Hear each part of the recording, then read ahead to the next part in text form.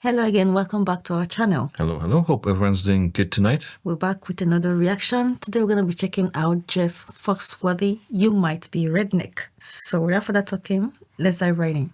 All right. I think I've ever heard about him. Me neither.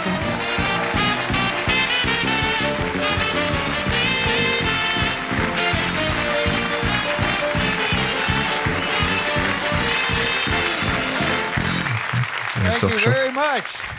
It is nice to be back here. As Charlie said, I did write the book, You Might Be a Redneck If. In fact, I have to tell you, this summer I was working in Oklahoma. A guy brought one of the books to the show. The book was real beat up. And the guy came up to me. He said, "Sir," he said, "I keep this on the back of my toilet. Would you sign it?" I said, "Well, if you'll hold it, I'll sign it." Reminds me of Walter White. But for those of you that may not know if you're a redneck or not, they asked me to do a few to try to help you out. Things like if you own a home that is mobile and 14 cars that aren't, you might be a redneck. If you take your dog for a walk and you both use the tree at the corner, you might be a redneck. If you refer to the 5th grade as my senior year, you might be a redneck. If you prefer car keys to Q-tips, you're grown, but you know what I'm talking about. Oh my gosh. If the most common phrase heard in your house is "somebody go jiggle the handle," you might be a redneck. If you've ever taken a beer to a job interview, you might be a redneck. If you see a sign that says "say no to crack" and it reminds you to pull your jeans out, you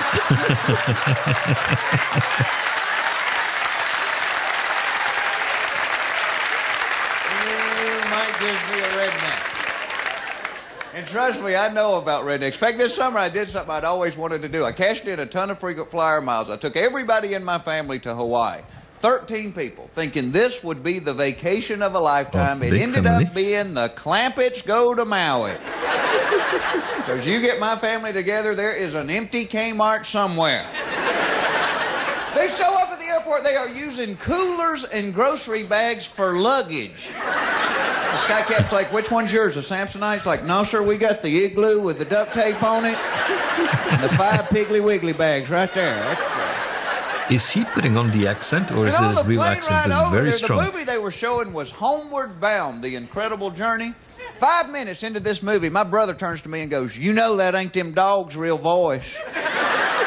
The accent is really strong. My sister got mad. "Well, thanks for spoiling it for everybody else."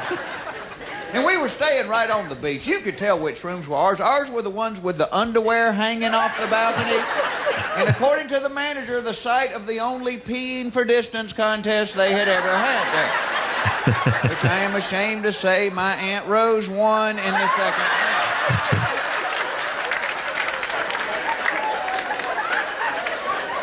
My man, they don't go to hotels much. They stole everything from this place. When you get out of the shower, you are using toilet paper to dry off with, because they have the towels in the Piggly Wiggly bag. One day, one of the maids went to lunch and left her cart in the hall. Lord, they were on that like buzzards on a mule carcass. Picked it clean. I asked my brother, I said, "What are you going to do with 180 shower caps?" He said, "Christmas presents." Then his wife got mad. "Well, thanks for spoiling it for everybody else." And as much as I know about rednecks, I know that little about women. Well, that's not true. I do know this. I know women love those shoes. Lord, my wife would leave me for a free pair of shoes. My wife, she's got so many shoes now, we don't go anywhere without playing the flamingo leg game. This is where she gets dressed, puts on 2 different shoes and goes, "Hun, which shoes look better with this? These or these?" I just mess with her. I don't know. Do it again. These or these? I can't decide, baby. Do it again. These? I've never been in a hunting camp and seen some guy go, "Hey, Jerry, what do you think? Hunting boots, tennis shoes. Hunting boots, tennis shoes." Well, I don't know, Ted. Do it again. I do know women care a lot about smell. And my wife asks me every day, "Do I smell good? Like the way I smell?" See, because if men have an odor, it's usually an accident. Charles, what is that alluring fragrance?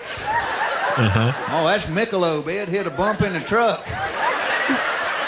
And both sexes care about smell. It's just women go to trouble to smell good, and men are more like, hey, does this stink too bad to wear one more time? Woo, maybe I should put it in the dryer. Men love that dryer. Don't you give us a cling-free, we'll find a shirt in the sewer, put it in the dryer and wear it. Summer gun ready to go right there. Warm equals clean. Figure this one out. How is it that women can lie down on the couch and take a nap without sticking their hand in the top of their pants? How do they do that? See, men have a sleep button located right there. We take our hand and put it on that button. You know, this thing is funny because I remember watching Al Bundy a long time ago. That's the thing I remember. He was sitting on the couch every time like before my wife sneezes, she reaches into her purse, pulls out a tissue. You men have no idea we're gonna sneeze. We'd be riding the bus somewhere like, doo-doo-doo-doo-doo. Oh man, I'm sorry about your shirt.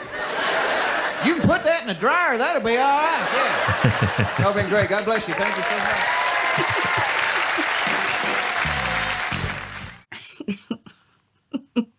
The part where you say men always sleep with their hands in there, actually, I remember I have 4 brothers, and I can say all of them do the same.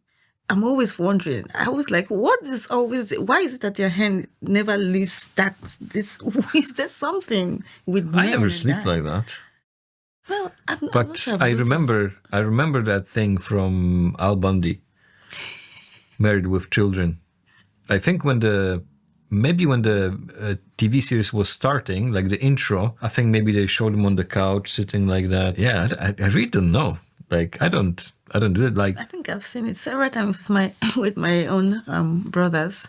So I really wonder. So he was describing people who think they are rednecks. So are you a redneck? it was funny because I think the whole thing was basically kind of talking about rednecks and stereotypical way they would act, maybe. Yeah. But he started like with the jokes, kind of, I guess, from his book, because he was saying he was promoting the book. But then as it started going on, he was telling the story about his family, that everything they were doing is like, like you would think of a stereotypical redneck. And I think even the accent, I'm not 100% sure, but to me, even the accent he had on was kind of reminding me of a, again, stereotypical redneck accent. But maybe I'm wrong. Obviously, I don't really know that many accents like in America, but it just... I don't know. What do you think about the accent? Yeah, Did you find it strong? It was strong, and I must confess, some of the things he actually said, I didn't really understood what he meant because I didn't pick the accent. Yeah, it was really strong. In the same way, a lot of times when I hear country singers, to me they also have very strong accent, like a very. I don't want to say that all country singers sound the same, but there's something about the way they pronounce words or the way they sing. It just feels like in a certain way. So that accent kind of reminded me maybe like of rednecks. Yeah, in a way, yeah. But I thought it was like well thought out because, he brought a couple of jokes from his book. But then as he was building up the whole story, it was like still on the topic of rednecks. Like he wouldn't really point things out. Yeah. But as you listen to it, you know that, okay, these are type of thing, instead of luggage, bringing like a cooler or like... putting your laundry out on the balcony somewhere in like a hotel, for everyone to see. It's like, it's pretty clever, I thought. Can you imagine how old this show actually was? When it was done, how old it was? Yeah, I've never heard the name James Foxworthy. It's Jeff. Or Jeff, sorry. Yeah. Jeff Foxworthy. It seemed like either some kind of stand-up comedy show. I think so, yeah. Or maybe... like a talk show, TV talk show, and he was maybe like one of the guests. You know how they usually invite people to talk with, but before they do, they let them do their thing. If it's a singer, they'll sing something. If it's like a comedian, he will do a couple jokes. So maybe it's something along those lines. It looks like a definitely older one. I mean, maybe somewhere like 80s, maybe. Late 80s, I would say. I'm not sure. Yeah. Yeah, I can guess the time it was done, but it looked old. Thank you all so much for joining us, and we'll see you in the next video. Bye. See ya.